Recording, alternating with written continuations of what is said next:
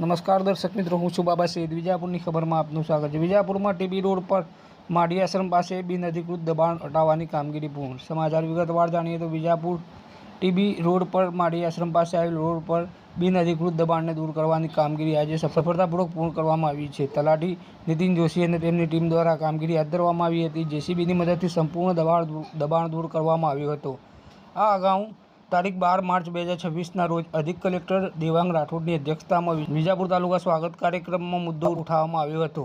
સ્થાનિક સોસાયટીઓ તરફથી મામલતદાર કચેરીને અરજી પણ કરવામાં આવી હતી, જેમાં રોડ પર દબાણને કારણે અવરજવરમાં મુશ્કેલીઓ અને વિદ્યાર્થીઓને અસુવિધા થતી હોવાનું જણાવવામાં આવ્યું હતું. તલાટી નીતિન જોશી અને તેમની ટીમના સમયસરના પ્રયાસોથી આ મુદ્દાનું નિરાકરણ થયું છે. આ કામગીરીથી સ્થાનિક રહેવાસીઓ તથા અવરજવર કરતા લોકોને રાહત મળી છે અને રોડ પર સરળ તેમજ સલામત વાહન વ્યવહાર શક્ય બન્યો છે.